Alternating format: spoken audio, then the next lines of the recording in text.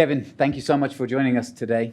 Really appreciate your time. As you can see here, we're joined by journalists from across the sports and the sport business world, from the US, from Canada, also from the UK and Europe. So we really appreciate your time. Thanks for having me.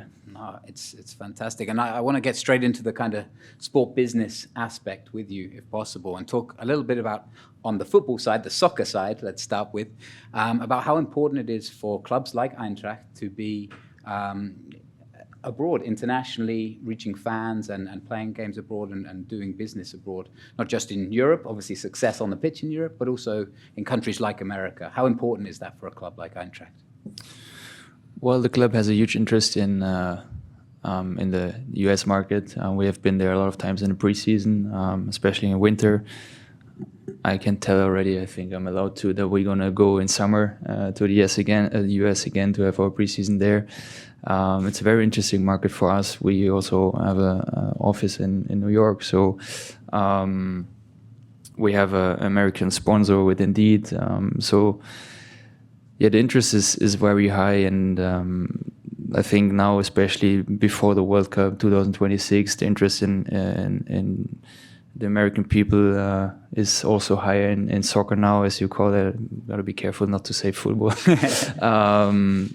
But I can feel that the interest is growing, and especially now for us as the club, it's the interest is very high to be represented in America.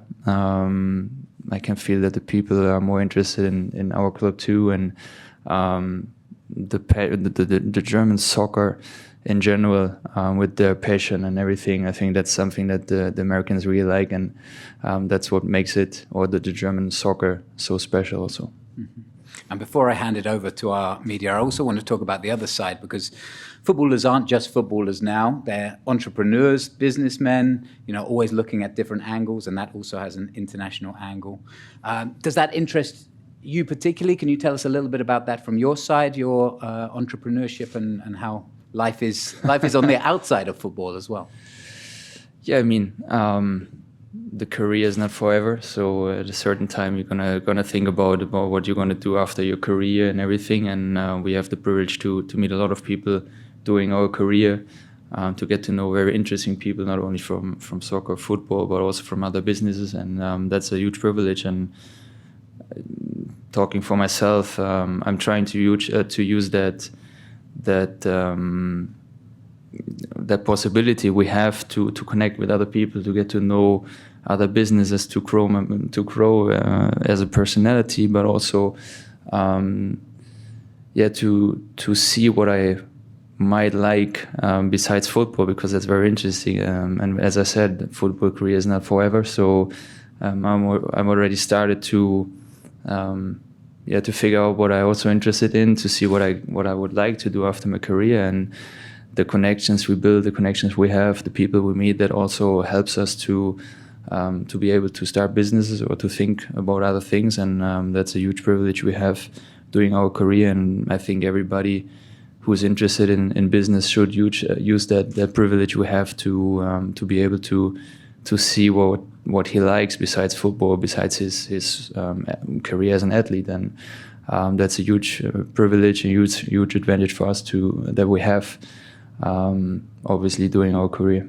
You can tell me when the mics are off where I need to be. Please. Of course, I'll let you know. Perfect. Maybe we can open it up to the floor for a couple of questions. Does anybody want to get us going? Seb Stafford-Bleu, please. Thank you, Kevin. Thanks for taking the time to talk to us. I just wanted to know how goalkeeping has changed for you, like over the course of your career, like how your individual profession has evolved and how the style of goalkeeping has changed in world football. Well, it changed quite a lot, but the main focus is still to save the balls. So, but of course, the coaches ask more about the goalkeeper now. It's when it starts to build up a game. Football became very modern, so you want to have more than just 10 players on the field. You need maybe the goalkeeper to be the 11th player, so he needs to be good with his feet to anticipate to be that one who gives the players a good feeling that they know there's someone behind them who can save them when it's needed. And talking about a very special person, a special goalkeeper, Manuel Neuer, who changed probably the way of goalkeeping style in the World Cup 2014. He took it to a whole nother level, and since then everybody tries to be or wants to be like Manuel, because he changed it a lot. And I think it's very interesting for us, because before it was only like being on your line, saving balls, but now it became very I don't want to say difficult, but more complex, and the coaches and everybody is expecting more from the goalkeeper, so it quite changed a lot in the last few years. Yeah.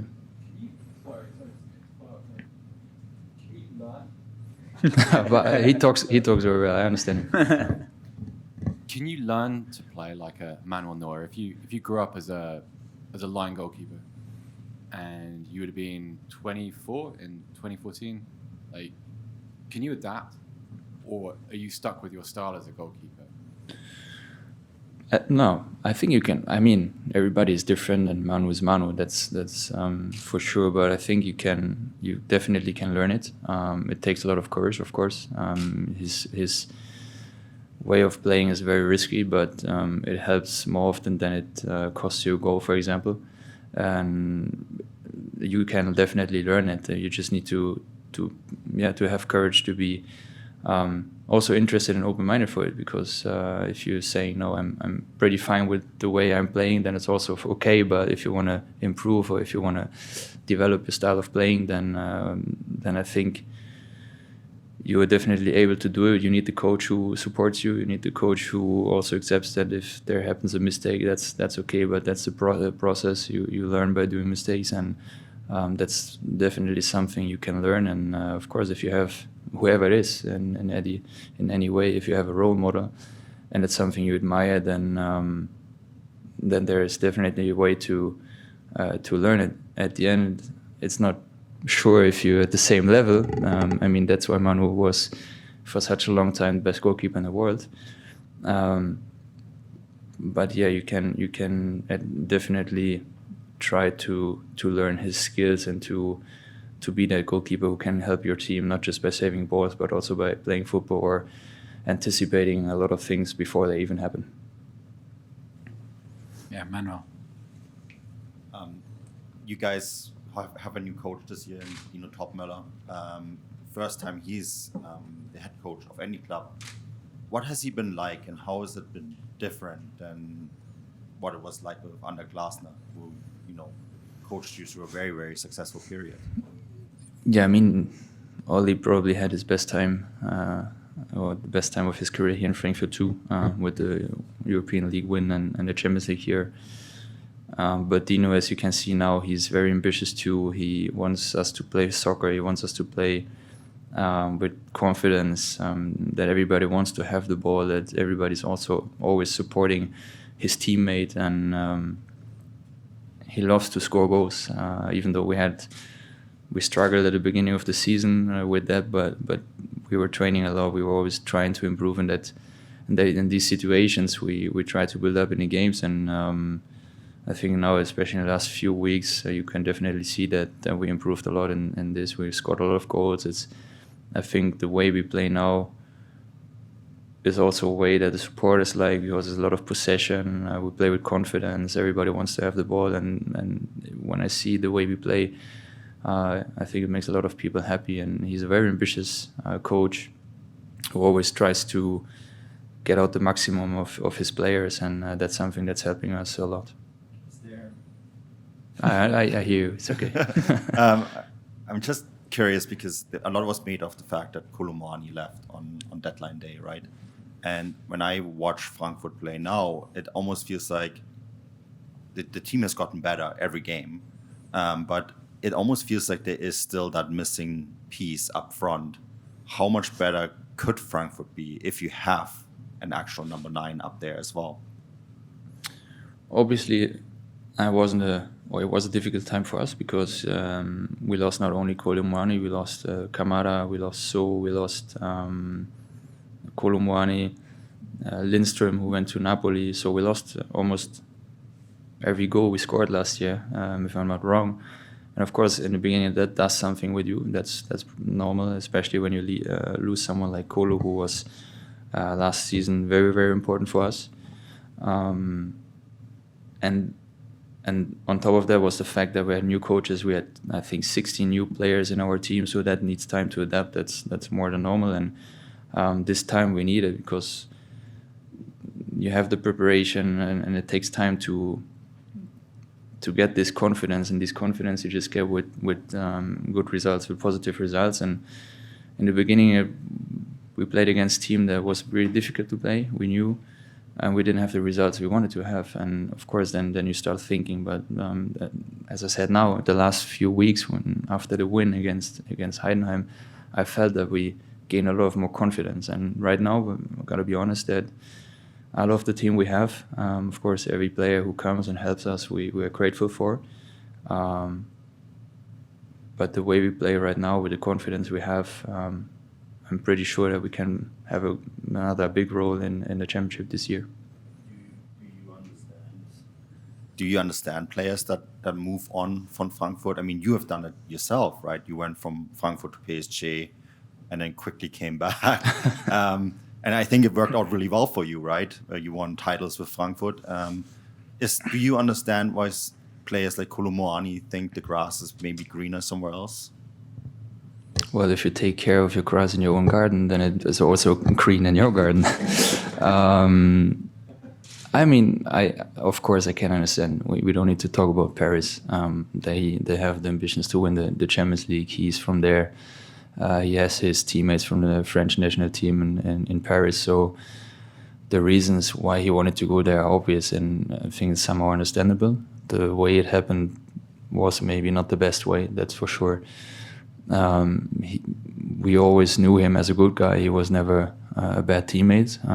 But as I said, the way, especially in the last week of the transfer window, wasn't really amazing for everybody. It was not a good time for him because he didn't know what's gonna happen. We didn't know if he lose a striker or not. So it was for everybody kind of difficult to pass these weeks. And then there was a lot of stories about him even afterwards he left, and that was a big noise around him, even with the fans, with everybody, with the media. But I think we passed this situation, and now we have players in the team. They're really happy to play here. But Frankfurt is always, or players from Frankfurt are always interesting. If we play season like the last few years, we won the European League. We played last year Champions League. And we always had the situation with, for example, Filip Kostic, who left to Juventus. So it's kind of normal, and we are used to. But yeah, I'm with you that last season was still special because there was many players that left. Yeah, Stefan on behalf of AFB. Yeah, a quick jump to the other kind of football. Do you have an NFL team, and why do you think is the NFL so popular here in Germany? Well, I don't have a particular NFL team. I had the possibility now when we were the national team in America to meet a few players from the Patriots. Obviously, Tom Brady, probably the best player ever. So I followed a bit. I started to understand the rules that I didn't really know weeks ago. But I'm very happy that we have the possibility to welcome the teams here. I think it's for the city, for everybody. It's a great situation. I'm pretty sure that the players are gonna like the stadium. They're gonna like the crowd. It's very passionate here around Frankfurt. And of course, it's getting more and more popular. As I said, soccer is growing in America. The NFL is growing here in Germany, in Europe. We had to play games in London. Now we had it last year in Munich. Now we have two huge games here in Frankfurt. We are very proud to welcome them here, to show them the city, to show them how it is to be in Frankfurt and to play in the stadium. I think they're really going to be amazed, even by the infrastructure, by the facilities we have here. And I hope that we can continue welcoming the teams here in Germany or in Europe, and that the interest is even more growing. Do you think there's much, just to jump on that, much similarity between the way you train and between the way the NFL players train? Is there much crossover? I think it depends on the position. I had a very nice conversation with Mac Jones from the Patriots, and there are a few things they're very different. There are a few things they're similar. What we don't have, for example, is 5 hours in the cinema to analyze the other teams to see what they do. But that's something that I really appreciate. That I really found it very interesting that they have this. How do I say, possibility to sit there for 5 hours and just to watch videos and to remember everything the opponent is doing and to be able to work out, play games, or to play the team, and you have to take care of or to be aware of every single detail, and that's something very interesting. It was very interesting to talk about, but of course physically, I think. Especially a few players out there on the pitch, they are very, very much stronger than we are, and there are some similarities, but it's still a different game, yeah. Adam Bate, please. Gameplay, was it? Not play game, sorry, gameplay. Oh. Hi, Kevin. It's my first time here. Could you give me an idea of what makes this football club special? And also, I imagine you experienced a very different culture at PSG. So how is it different here? And also, have you seen it transform over the years? Because it's a long time ago when you first came here. Frankfurt is a very emotional club with their fans. I don't know if you followed 2 years ago our European journey, but I don't think it's normal to have, for example, in Barcelona in an away game 30,000 supporters. That's something that I never saw. That actually never happened before, and something that made a huge noise around the world even. And the fans we have here, they're very emotional, and I saw when I still wasn't here in 2009 and 10, I think, or 10, 11, it was a time that the club wasn't that successful, and of course it also can go in a different way with these emotions, but they're very supportive. Every game we have here at home is full. The stadium is sold out every single time. It doesn't matter against who it is. When we play away, especially in Europe, they're traveling no matter where it is, no matter how difficult it is to get to the stadium. So it's a very passionate club, very emotional fans here. And that's something that makes that club so special. Even though new players coming here, they feel straight away at home. That's the culture we try to keep here in the team, in the club, that everybody still can feel home very, very fast, because that's something that's very important if you come from abroad, to feel comfortable in a new surrounding, and that's what we always try to keep here as an identity, and together with this stadium, with the fans. I mean, now we have even more, I think almost 10,000 more supporters in the stadium. So that's kind of very special, and that's what makes the German soccer or German football so special, because it's almost everywhere that you have these passionate supporters everywhere, and they try to support their team. I played in France. That's the only country I played besides Germany. It's a bit different. Not bad, but it's different. But the way I see the German stadiums, the German fans, I think it's unique.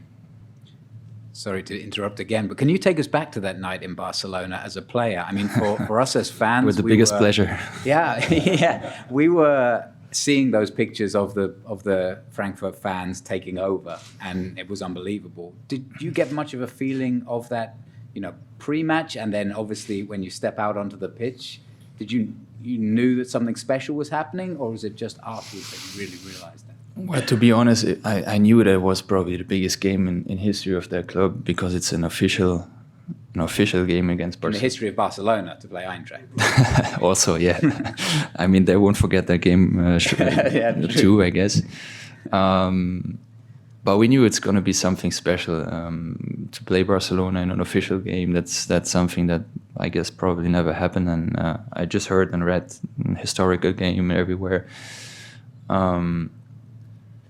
But when we kept the chance after the draw we had here at home, when we knew we can win against Barcelona, we can reach the quarterfinals, semifinals, sorry. by beating Barcelona. We knew we had to do it in Camp Nou. Something very, very special, incredible, and probably something that out of, let's say, 10 games, 8 times you won't win against them.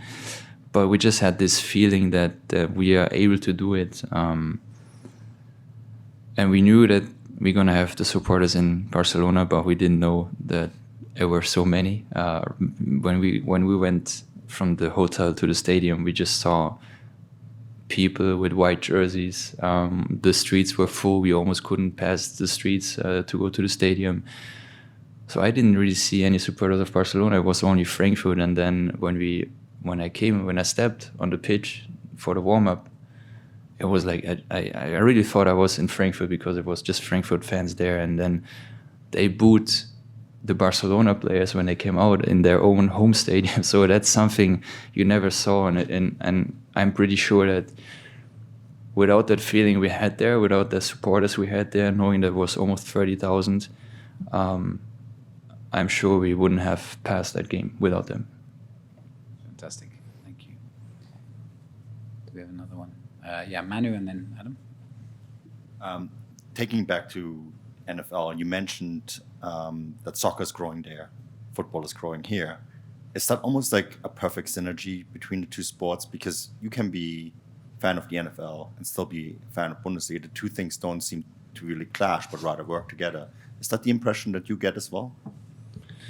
Yeah, 100%. I mean, in the culture in Germany is probably only about football, like about soccer. And in the States, you have the NBA, you have NFL, you have baseball. So you have many other different sports to support there or to be able to watch. Here in Europe, or especially in Germany, we see the NFL just in the TV.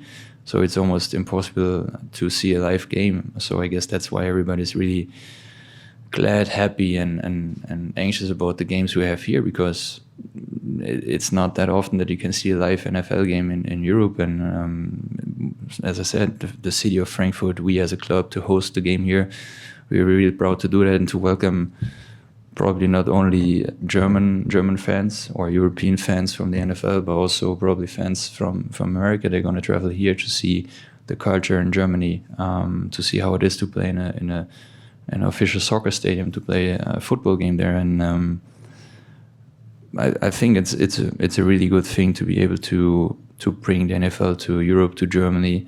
We hope that we're going to have it more often here in Frankfurt, because I guess the location is perfect. You have right away the airport here. Nobody needs to travel that far to get to the stadium. So the location and all the facilities, the infrastructure is just perfect to host a game here. And I would be glad if we can see more games of the NFL here and we don't need to travel to the US to do it. But of course, it's special to watch an NFL game in the US, but I'm pretty sure it's going to be very special to see something that's not happening that often. Also to see a game here, and I think that's going to make it even more special. You obviously, as a goalkeeper, you have a good kick. Would you ever consider going over to the NFL and trying yourself as a kicker? Well, we did a few things there when we were in the previous stadium. I tried to do a lot of things. I was really impressed by how far they can throw this ball. Obviously, as a goalkeeper, you need to throw a ball too, but they really can throw it fast and far. To kick a ball, I think I would be able, but I still so much respect for the players that do that, because I can tell you how it is. Everything goes so fast on a pitch. From the outside, it always looks easy, and everybody knows, everybody's a coach, everybody knows where to play the ball, how to do it. But let me tell you, when you're on the pitch, it's much more difficult, especially when it's that fast on that level. I just have a lot of respect for these players. Especially for the quarterbacks, to take these fast decisions, because everything more or less depends on you. The players around him needs to defend him or to attack, and just to remember all of these gameplays is such an incredible thing for me, that they have to be so intelligent and remember everything in that sections of seconds. That is very impressive, and I would love to try it one day to see if I would be able to, but I'm also pretty happy with the career I have right now, and I try to play as long as possible. So that's not part of the entrepreneurship program just yet. Exactly. Fair enough. Adam, you had another one. Yeah, I apologise for asking a very similar question to Seb, but I'd just love to hear a bit more about Manuel Neuer because we're on this trip to Dortmund and Bayern at the weekend and going to see him play. So I just wanted to be clear, do you feel that you are a different goalkeeper now because of the influence of him at an early stage in your career? Do you think he's changed goalkeeping and goalkeepers like you? Probably yes, because I grew up more or less. Well, I knew Oliver Kahn when I was very young. So you had in Germany Oliver Kahn, Jens Lehmann. They had their way of playing or of interpreting the goalkeeping. But I think since, especially after the World Cup, I think many goalkeepers or even many young kids wanted to be a goalkeeper because of Manuel. And before, you always wanted to be a striker to score goals, and that's something I think that's talking for itself. And I think you could see what else goalkeepers are capable of, how to help the team, not just by saving the balls, what is still the most important thing. But as I said, you are able to clear things before they even happen if you are good at anticipating, if you help the team by crosses, if you go with your feet, if of course on the line you need to be a very good goalkeeper, but there are these little and small details that can make the difference between world class and, let's say, a normal goalkeeper. And this is something I really try to work on every day to see what all these goalkeepers on the highest level are doing. So that's something you really always can work on, and I'm pretty sure that not only for me but for a lot of goalkeepers that came in that generation, that Manuel was their role model 100%. Yeah. So, Kevin, the save you made at the end of the Europa League final, is that your favourite of your career?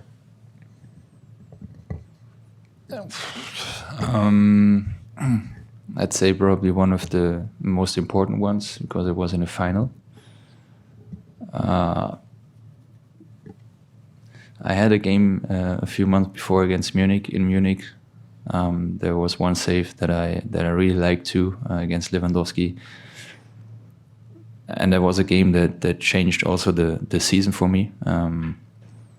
But yeah, that save in the one, what was it, 118, I think, was probably one of the most important ones, I guess, and one of the saves that I will remember. Yeah. When that's happened and then you go into a penalty shootout afterwards, do you relax as a goalkeeper?